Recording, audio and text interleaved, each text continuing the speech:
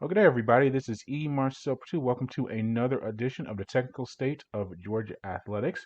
We're going to preview the big matchup tomorrow on October 29th. We're recording October 29th. The matchup takes place October 30th between Georgia State and Georgia Southern on the gridiron. Before we get to that, as always, you can follow everything that we do on the mothership at sportsinquirer.net. You can also go to our Twitter, Instagram, and Facebook pages on social media under Sports Inquirer. That's a great way to keep track of everything that we have going on. And you actually are going to listen to the audio version of our interview with Georgia State offensive lineman Malik Sumter. But if you want to see the video, you can go to our platforms on social media to get a link to those, or go to the site directly. And then finally, you can subscribe to us on our audio and video hosts such as YouTube, SoundCloud, Spotify, Anchor, Google Podcast, and Apple Podcast. You do a search under those for the Sports Inquirer, and you'll be able to keep track of all that we have going on. So yeah, we're going to preview tomorrow's contest between the State Not Southern versus Southern Not State, the big rivalry between those two teams. Yeah, we're going to highlight the Southern or Georgia State part of things in the rivalry going into it. Yeah, so Georgia State is coming off of a 28-16 home victory over Texas State in Sun Belt play last weekend. Darren Granger had 200 passing yards and 2 TDs while also rushing for a career high 91 yards in the victory. And the rushing attack for Georgia State comes in very hot between Granger, Tucker Gregg. He had 115 yards in the victory on the ground. And Jamias Williams, or Jam Williams, he had a career high 77 rushing yards and 2 TDs in that contest against Texas State. The Panthers compiled 298 rushing yards in the contest. The Panthers currently are 17th in the FBS in rushing, averaging more than 219 yards a contest.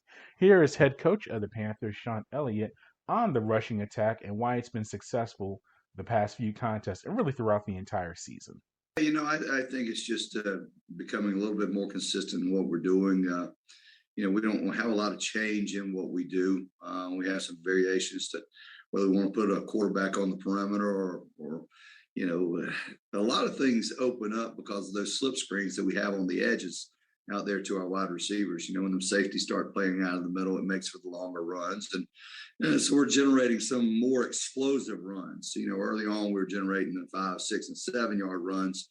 But those generated now are more 20 and 30 and then busting the long one. So, we're doing a good job. When you can catch the ball on the perimeter and be a force out there as well, blocking and catching and running, then it opens up that run game. A big part of that rushing success also comes down to third down conversions. The Panthers converted 8 out of 15 attempts in that Texas State victory and rank among the top half in the Sun Belt Conference in conversion rate.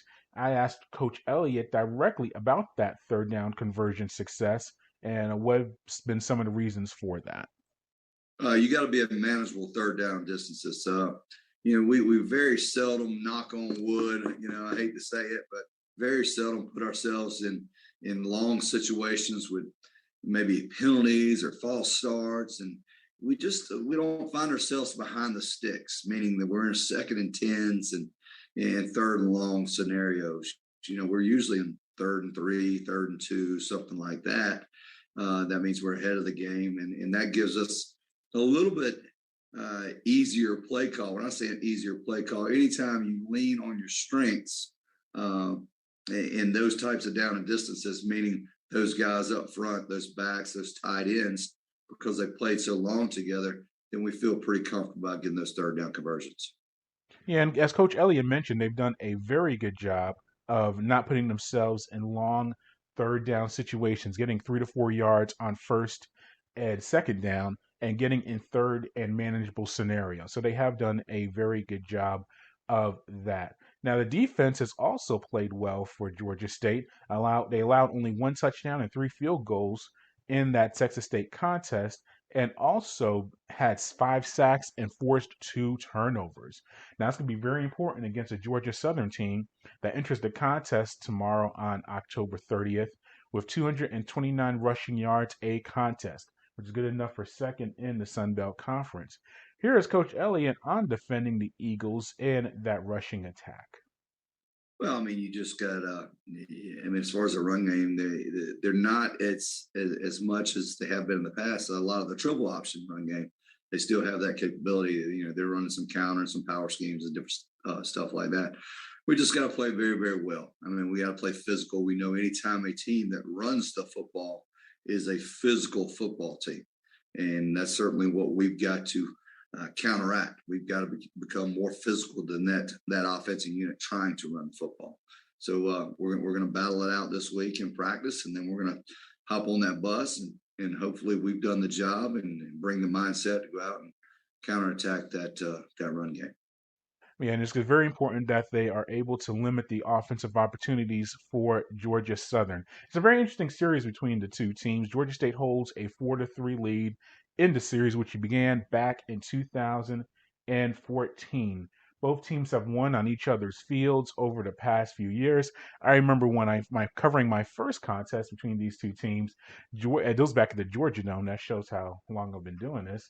The Georgia Southern team actually held a whiteout at Georgia State and filled the stands pretty well in the visitors section when that contest took place and emerged with the victory.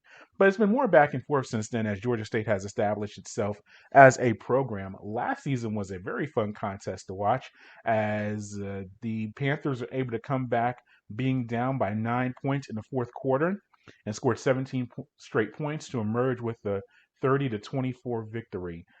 That was a big part of that was Cornelius Brown, the fourth, Quad Brown. He had a career high 372 passing yards in that contest, in that victory. Some other guys that are coming back for another go at it in this series. Sam Pickney had a career high 10 catches for 126 yards. Cornelius McCoy also had 100 receiving yards. He actually had 111 in that contest with 5 receptions and including a big 45-yard TD catch in the second quarter.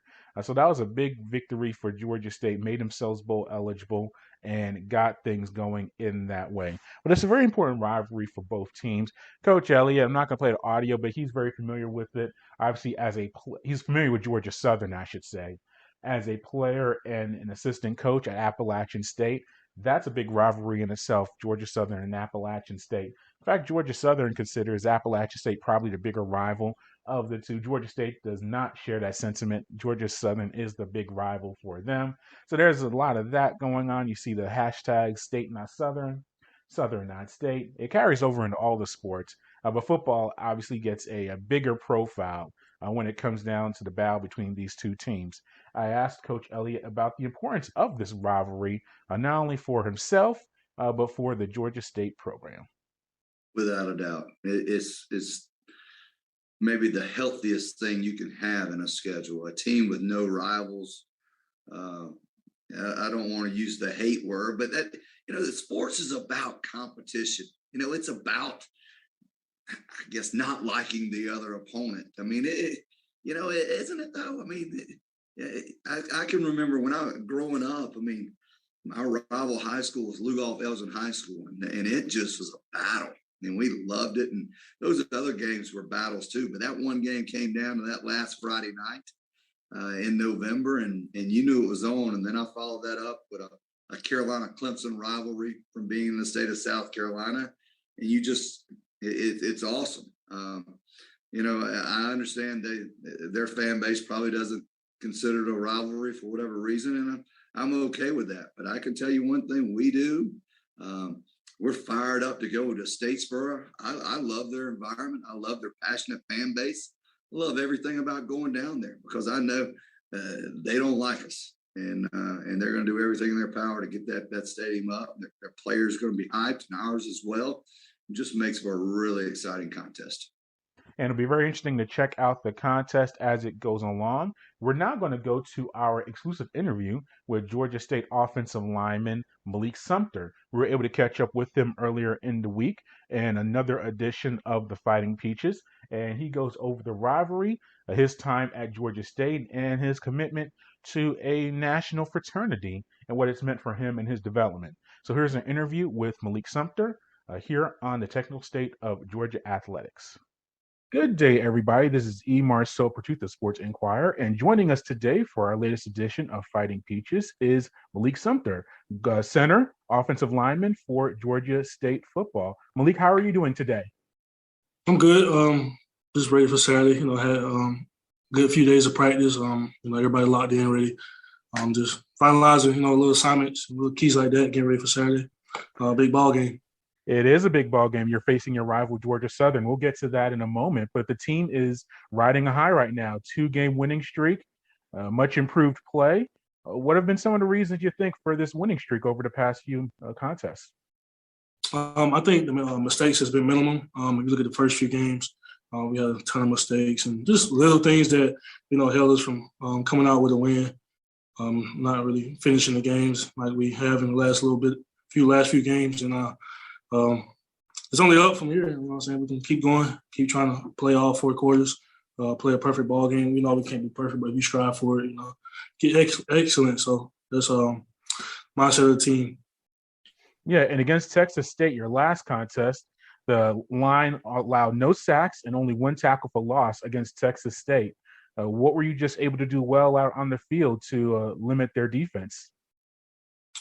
Coaches put us in the right position, to be real with you. And then we just strain, they challenge us, the attack the line of scrimmage. Can we win up front? And then the offensive line, took that to heart and, obviously showed them that we could. And hopefully, we can keep going with that and build the trust from here on out. Yeah, and the team has been rushing for more than 200 yards in the past few contests. What about that factor in the game? Is that what has led to success running the ball? Is it scheme? Is it execution? Attitude? What's led to being able to run the ball so well? All of them. You start with DJ at quarterback, in the RPOs. They want to take the running back, he can pull it, we'll get them yards as well, and vice versa. And then, the running backs we got, they make our job easy. They don't need a little tiny little crease. You saw that Saturday against Texas State. It needs a little bit and they're gone. So really all of it, really that's it.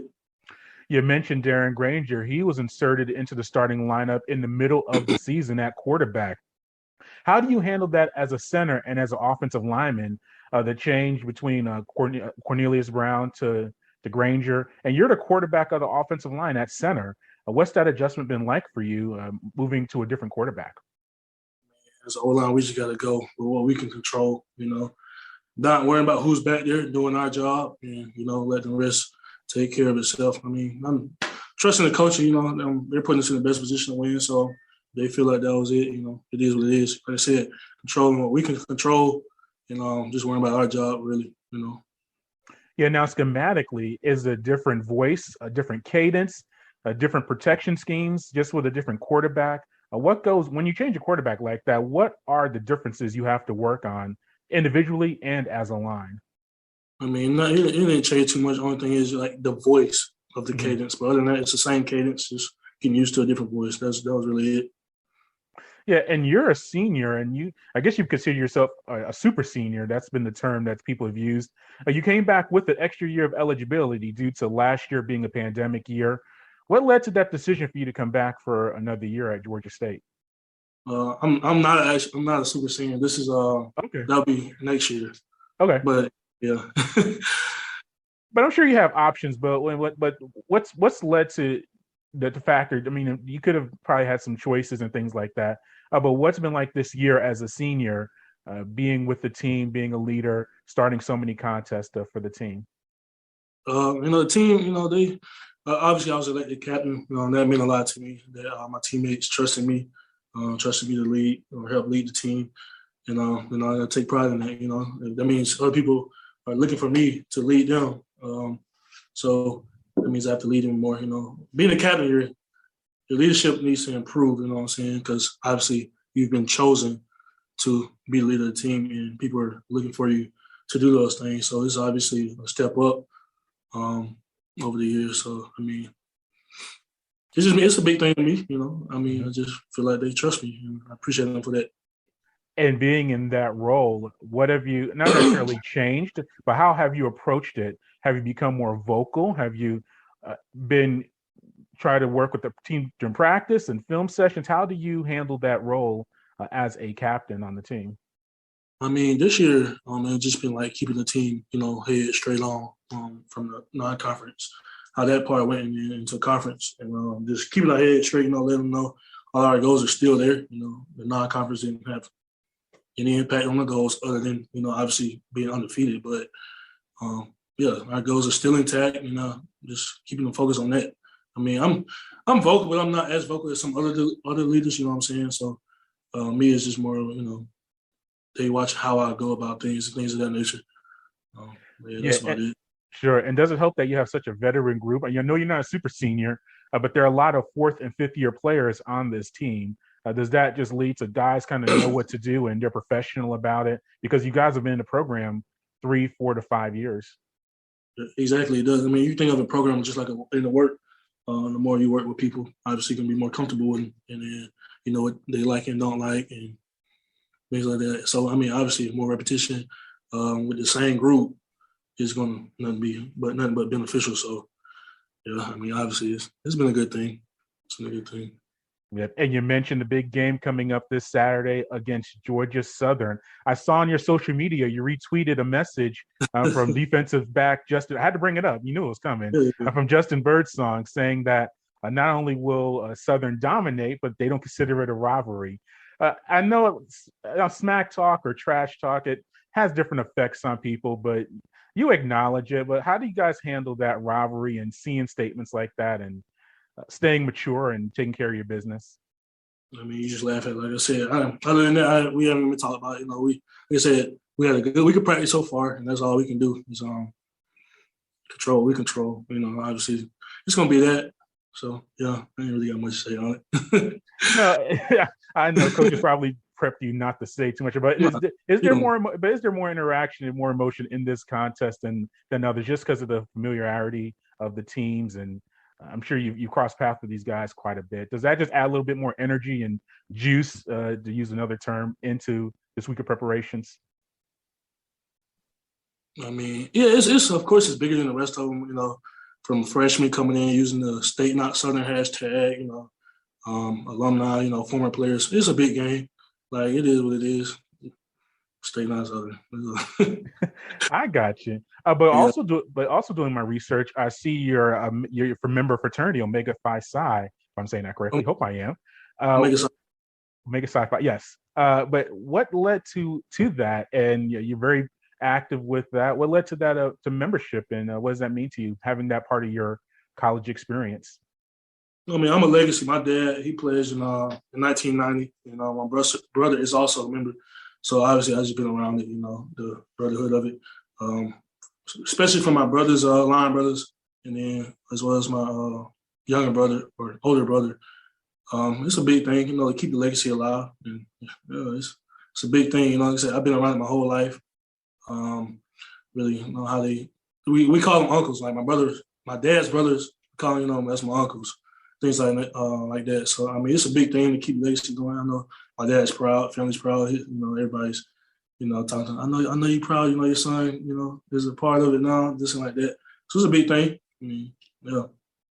Yeah, and I see you have some big gatherings in Atlanta. But what about that community of having your fraternity brothers, and not only within Atlanta but nationally? What's that connection like for you, being involved in that?